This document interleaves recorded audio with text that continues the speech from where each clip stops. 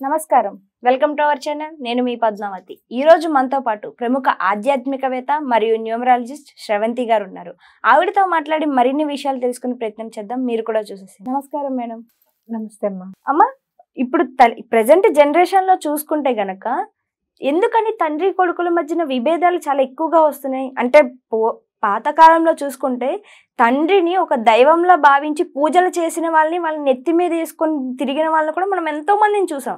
కానీ ఇప్పుడు ప్రెసెంట్ జనరేషన్లోకి వస్తే తండ్రి కొడుకుల మధ్యనే చాలా వివాదాలు రావడము, దాంతో పాటుగా కొట్టుకుంటున్నారు. రోడ్ల మీదకి వచ్చి దాన్ని జనాలకి ఏదో ఒక లైవ్ షో వేసి చూపిస్తున్నట్టు కూడా మనం ఈ మధ్య కాలంలో చాలా ఎక్కువ అయిపోయింది. అసలు ఎందుకని ఇలా అవుతుంది? మరి ఇలా జరుగుతున్నప్పుడు దీని పరిష్కారం ఏంటి? ఎలా మనం దీని నుంచి కొంచెం దూరంగా ఉండవచ్చు అంటారు? ఒకటి మాత్రం వాస్తవంగా చెప్పాలి అని అంటే, తండ్రిని కొడుకు అంటే వాళ్ళిద్దరి మధ్యలో గొడవ రావడం అనేది అస్సలు భరించలేని విషయం. అవును, ఎవరైనా కానీ అయ్యో పాపం అలా ఎలా ఎందుకు దెబ్బలాడుకుంటున్నారు అనవలసిన విషయమే. అలానే అంటారు కూడా, ఎవరు కూడా మా బాగైందని మాత్రం ఎవరు అనరు. అవును. అయితే ఎంతటి శత్రువుకైనా కూడా అయ్యో ఎందుకు వాళ్ళిద్దరు ఎందుకు దెబ్బలాడుకుంటున్నారు, వాళ్ళిద్దరు తండ్రి కొడుకులని అనుకుంటారు. క్వశ్చన్ మార్క్ పడుతుంది వాళ్ళకి, వాళ్ళ శత్రువులకైనా. అవును. కాబట్టి అలాంటి పరిస్థితి రానేకూడదు. వచ్చింది అని అంటే గనక ఆ ఇంట్లో ఒక్కొక్క రోజు వాళ్ళిద్దరి మధ్య తేడా ఎప్పటి నుంచి అయితే స్టార్ట్ అయిందో ఆ రోజే అక్కడే సమస్య పోవాలి. మీరు చూస్తే చిన్నప్పటి నుంచి మీకు ఎందుకంటే ప్రాబ్లం అంటే, నాకు చిన్నప్పటి నుంచి ప్రాబ్లమేనండి మా పేరెంట్స్తో అని చెప్తారు నాకు దగ్గరకు వచ్చే క్లయింట్స్. నేను అడిగాను అనుకో, ఏం చెప్తారో తెలుసా? ఒకళ్ళని ఒకలా చూసారు మా వాళ్ళు, ఒకళ్ళని ఒకలా చూసారు. మేమిద్దరం అండి, ఒకళ్ళని ఒకలా చూసారు, ఇంకొకళ్ళని ఒకలా చూసారండి. మాకు అందుకనే మాకు మనసులో మాకు తెలిసిపోయిందండి. బట్ స్టిల్ నేను అట్లా ఏమి ఉండను వాళ్ళ దగ్గర. కానీ నాకు తెలుసు వాళ్ళు ఏం చేసినా, నేనేం చేసినా వాళ్ళకి నచ్చదు, నేనేం చేసినా వాళ్ళకి అది కరెక్ట్ అనిపించదు. మిగతా వాళ్ళు నా బ్రదర్స్ కానీ సిస్టర్స్ కానీ ఏం చేసినా వాళ్ళకి అది కరెక్ట్ అనిపిస్తుంది. నేను చెప్పిన అడ్వైస్ నచ్చదు, అదే అడ్వైస్ వాళ్ళు చెప్తే వాళ్ళు చేస్తారు అనేది ఖచ్చితంగా కనపడుతుంది. ఇందులో నేను తల్లిదండ్రుల్లో కూడా చూశానమ్మా.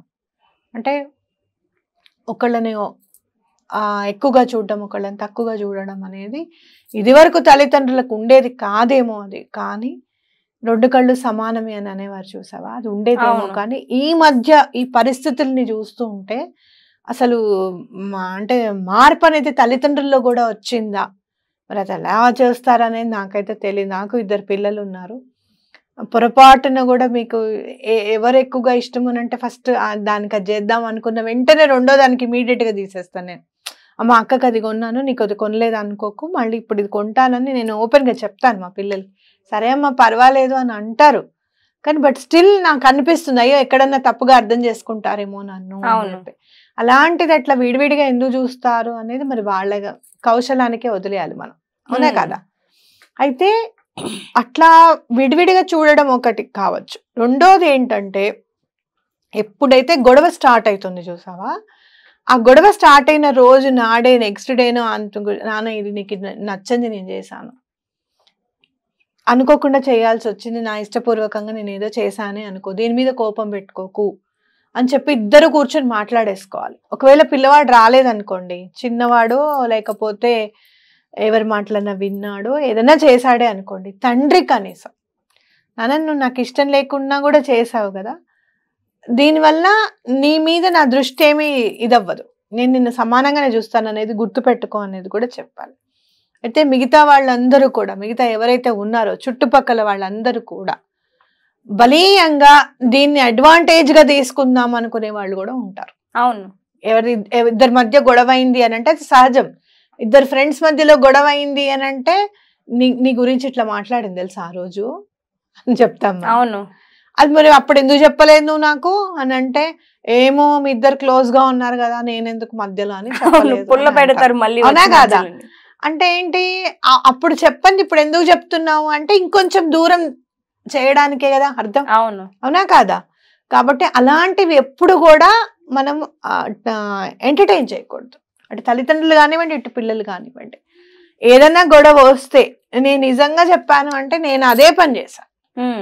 మా ఇంట్లో వాళ్ళకి నాకు ఎన్నన్నా ఉండనివ్వండి, ఏమన్నా కానివ్వండి, ఓకే, ఏదైనా సాల్వ్ చేసుకోవడానికి నేను వాళ్ళు మాట్లాడుకుని సాల్వ్ చేసుకుంటాం, కానీ మీ అండ నాకు అవసరం లేదు అని ఖచ్చితంగా నిక్కచ్చిగా చెప్పాను అలా చెప్పిన వాళ్ళకి. దానివల్ల ఏమవుతుందో తెలుసా, నా కుటుంబ పరువు ఒకటి పోలేదు, ఏదున్నా మేమే పరిష్కరించుకున్నాము. అలాగే అలా చెప్పిన వాళ్ళకి అమ్మ చాలా స్ట్రాంగ్ స్రవంతి, అట్లా చెప్పుడు మాటలు వినే అమ్మాయి కాదు అని చెప్పి వాళ్ళకి అర్థమైంది. ఇట్లాంటివన్నీ మనం అంటే థిన్ లైన్ ఉంటుంది పద్మ, చాలా తిన్న లైన్ ఉంటుంది. అది మనం ఒక్కసారి దాన్ని జనరేట్ చేసుకోగలిగామనుకో, అప్పుడు మన స్ఫురణకి మనకే వస్తుంది, ఇది మనం చేయకూడదు, ఇలా మనం చేయకూడదు, ఇలా మనం చెయ్యాలి, ఇది కరెక్ట్ కాదు అని చెప్పి మనకు తెలుస్తుంది. ఎప్పుడు కూడా నీకు ఇలాంటి పరిస్థితి ఎప్పుడైనా వచ్చింది అనుకో, అవతల వాళ్ళకి వస్తే నువ్వు ఏం సలహా ఇస్తావు అనేది మనం ఫస్ట్ ఆలోచించాలి. ఇప్పుడు ఎవరైనా చెప్పారనుకో, వద్దొద్దు మీ మధ్యలో వాళ్ళెందుకే అని నేను అనను. మా ఫ్రెండ్ ఎప్పుడైనా చెప్పింది అనుకో, ఎందుకమ్మా వాళ్ళు వీళ్ళు, నువ్వేదో తేల్చుకొని కూర్చో. నిజంగా చెప్పాలంటే మా కుటుంబ సమస్యల్లో మా అమ్మని కూడా ఇన్వాల్వ్ అవ్వనిచ్చేదాన్ని కాదు నేను. ఓకే, మా అమ్మ ఎప్పుడైనా నేను మాట్లాడతాను అని కనుక అంటే మా వారితో కానీ ఎవరితో అయినా కూడా వద్దు, నేను నీకు ఊరడింపుగా చెప్పాను అంతే, ఇది పరిస్థితి అని చెప్పి. నువ్వేదో వాళ్ళకి చెప్పాలని నేను చెప్పట్లా. ఓకే, నువ్వు తల్లివి కాబట్టి నీ దగ్గర నేను చెప్పకుండా ఉండలేను ఏ విషయం అయినా కూడా. చిన్నప్పటి నుంచి అలవాటు. అవును, మా అమ్మకి ఏది ఉన్నా కానీ చెప్పేవాళ్ళం మేము, ఇంట్లో ఇలా అయింది అలా అయింది, కాలేజ్లో ఇదైంది అదైంది అని చెప్పేవాళ్ళం ఖచ్చితంగా. సో అట్లా చెప్పడం అలవాటు, అందుకని చెప్పాను అంతే, నీకు జస్ట్ ఇన్ఫర్మేషన్. అంతేగాని నువ్వు ఇన్వాల్వ్ అవడము, లేకపోతే నీ సలహా ఏదైనా నాకు ఇలా చెప్పు ఇలా చేయని చెప్పడం మాత్రం నువ్వు చెప్పకమ్మా, నేను ఇలా చేద్దాం అనుకుంటున్నాను అంటే మా అమ్మ ఒక్కొక్కసారి అనేది, ఎందుకు అంత ఓర్పు నీకు, అంత సహనము, కొంచెం కోపం ఎక్కువ మా అమ్మగారికి. సహనము అంత ఎందుకమ్మా, అంత బాధపడిపోతూ, నీ సహనం వల్ల నువ్వు బాధపడుతున్నావు కదా అని అనేది మా అమ్మ. నేను చెప్పాను ఇప్పుడు బాధపడుతూ ఉండవచ్చు, ముందు ముందు ఏదో ఒక రోజు నేను సంతోషంగానే ఉంటాను. చాలా ఏళ్ళు పోస్తాం నీళ్లు పోస్తాం 5-6 సంవత్సరాల తర్వాత కదా మామిడికాయ కాసేది. ఎప్పుడో 5-6 సంవత్సరాల తర్వాత వెయిట్ చేయట్లేదు కదా, we are waiting for the result, right? నేను కూడా అలానే రిజల్ట్ కోసం వెయిట్ చేస్తాను. నువ్వేం దాని గురించి ఏం బాధపడకు. బాధ ఉంటుంది, ఖచ్చితంగా ఉంటుంది. నా వాళ్ళు అని అనుకున్నప్పుడు, నా వాళ్ళు అని నువ్వు ముందుకు వెళ్ళిపోతున్నప్పుడు, నిన్ను కాదు నీకంటే కూడా వీళ్ళు చాలా ఎక్కువ నాకు అని చెప్పి నీ ముందు వాళ్ళు ప్రవర్తిస్తున్నప్పుడు బాధ ఖచ్చితంగా ఉంటుంది. అవును, కానీ నువ్వు ఎక్కడన్నా చెడ్డదాని బాబు, but not before the supreme power. దేవుడి దగ్గర మాత్రం నువ్వు ఎటువంటి పరిస్థితుల్లోనూ చెడ్డదాని అవ్వద్దు. నువ్వేం తప్పు చేసావు అని ఆయన అడగద్దు నిన్ను రేపు పొద్దున్న లెక్క చూసేటప్పుడు. ఈ అమ్మాయి ఏం తప్పు చేయలేదు, ఈ అమ్మాయి క్లీన్ చిట్ ఉంది అనే లెవెల్కి రావాలి మనం. అవును, అట్లాంటి లెవెల్కి రావాలి అనుకున్నప్పుడు కొన్ని సాక్రిఫైస్ చేయాల్సి ఉంటుంది. బట్ ఓన్లీ ఆ టైం వరకే, ముందు మంచి రోజులు ఉంటాయి అనేది గుర్తుపెట్టుకోవాలి. నేను లైఫ్లో చూసిందే చెప్తున్నా. కాబట్టి పిల్లల మధ్యలో ఏమైనా గొడవ అయింది అంటే, అసలు ఎందుకురా నీకు కోపం నేనంటే అని అడుగు.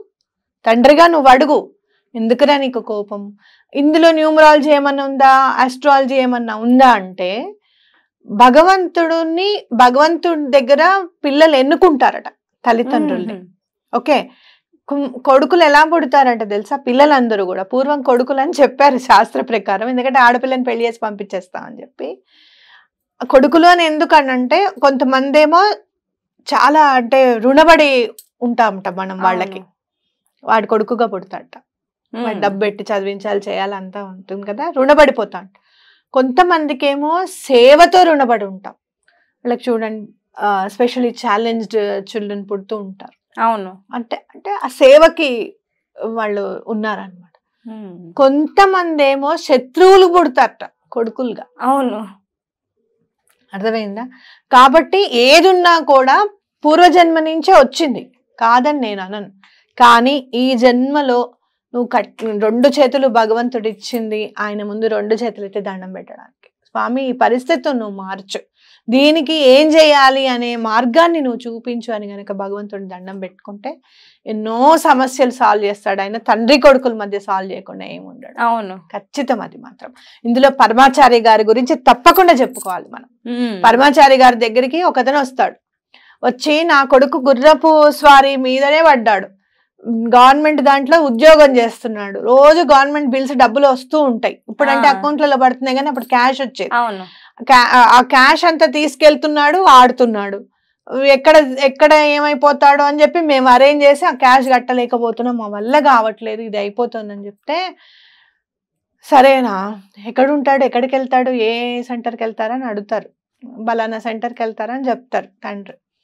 అయితే ఒక కానిస్టేబుల్ని పిలుస్తారు పరమాచారి గారు. పిలిచి బలానా ఇప్పుడులాగా ఫ్రెండ్లీ పోలీస్ కాదు, అప్పుడు పోలీస్ అంటేనే భయం వచ్చేస్తుంది. ఇప్పుడు కూడా అసలు పోలీస్ అన్న మాట వింటేనే భయం అనిపిస్తుంది మనకి, మనం తప్పు చేసినా చేయకపోయినా కదా. అతన్ని పిలిచి అతనికి చెప్తారు, అతను అక్కడ బలానా అతను ఉంటాడు, నువ్వు వెళ్ళి అతన్ని ఒకసారి వార్నింగ్ ఇవ్వు అని చెప్తారు. వార్నింగ్ ఇచ్చిన తర్వాత ఆ భయపడినట్టుగా చేసేది మళ్ళీ పరమాచారి గారి, ఆయనదే ఉంది అంతా అండ. ఇక్కడ నేను చెప్పేది మీరు వినండి ఖచ్చితంగా క్లియర్ గా. వెళ్ళే తను చెప్తాడు, ఏంటి నువ్వు బలానా దాంట్లో చేస్తున్నావు అని మాకు తెలుసు, నువ్వు గవర్నమెంట్ దాంట్లో రోజు వచ్చి ఇక్కడ డబ్బులు పెడుతున్నావు, ఇంకొకసారి ఇక్కడ కనపడ్డావు అంటే నీకు మర్యాద ఉండదు, లోపలేస్తాను నిన్నని చెప్పి ఆయన స్టైల్లో ఆయన బెదిరించేస్తాడు. ఇతను మారిపోతాడు తక్షణమే మారిపోతాడు. మారిపోయి ఇంకా నెక్స్ట్ డే నుంచి ఆఫీస్కి వెళ్తాడు, హాయిగా ఉద్యోగం చేసుకుంటాడు. నెల రోజుల తర్వాత ఆ తండ్రి వచ్చి కాళ్ళ మీద పడిపోతాడు, పరమాచారి గారు కాళ్ళ మీద, నా కొడుకు మారాడు పెరియావా అని చెప్పి. అంటే ఏంటి ఇక్కడ భగవంతుడిని వెళ్ళి నువ్వు అడిగావు కాబట్టి, గురువుని వెళ్ళి నువ్వు అడిగాడు కాబట్టి ఆ తండ్రి పోతే పోయాడు, నా దగ్గర ఉన్నంత వరకు పెట్టాను, లేదంటే లోపల ఉంటాడు ఏముంది అని అనుకోలేదు. లేదా నీకు ఇంత ఇచ్చేసాను రా, నీ అప్పు తీర్చేశాను, దీనికి ఇంత వడ్డీ అవుతుంది, ఇదంతా కలిపి నీ ఆస్తిలోంచి తీసేసుకుంటాను, లేదంటే నువ్వేదో లోన్ పెట్టివని అనలా. అర్థమైందా నీకు? భగవంతుణ్ణి అడిగారు అనమాట. కాబట్టి తప్పకుండా భగవంతుణ్ణి స్మరిస్తే గనక ఎటువంటి పరిస్థితుల్లోనూ ఆయన దగ్గరికి తీసుకుంటాడు అని గుర్తుపెట్టుకోండి. ఎవరికన్నా పిల్లలతో ఇబ్బంది ఉంటే గనక పరమాచార్య గారికి దండం పెట్టుకున్నంత ఇది ఇంకొకటి లేదు. అపర కామాక్షి అపర శంకరులు స్వామి. ఎక్కడన్నా అర్ధనారీశ్వర తత్వం ఉందా అసలు లైవ్ గా మనం చూడగలుగుతామా అంటే అది కంచి పరమాచార్య గారులే. ఆయన ఒకసారి చూస్తే ఆయన ఈశ్వరుడు అనిపిస్తాడు, ఒక్కొక్కసారి చూస్తే ఆయన కామాక్షి దేవి అని అనిపిస్తారు అనమాట. కాబట్టి ఆయన చక్కగా దండం పెట్టుకోండి. ఎటువంటి పరిస్థితుల్లోనూ పిల్లలు మారుతారు. మా మాట వినట్లేదు అన్న వాళ్ళందరూ కూడా ఖచ్చితంగా మారిపోతారు. చాలా చక్కగా వివరించారండి. వాస్తవానికి మీ జీవితంలో జరిగిన లైఫ్ ఎక్స్పీరియన్స్ మొత్తం కూడా చెప్పి ప్రతి ఒక్కరికి ఒక ఇన్స్పిరేషన్ అనేది నింపారు. ఎలా అంటే చెప్పుడు మాటలకు లొంగిపోకూడదు, మనమేంటో అందరికి అర్థమయ్యేలా. మంచి మాట అన్నావు. చెప్పుడు మాటలు నేను ఒకసారి ఒకటి చదివాను, చాలా రోజులు నేను ఒక రోజు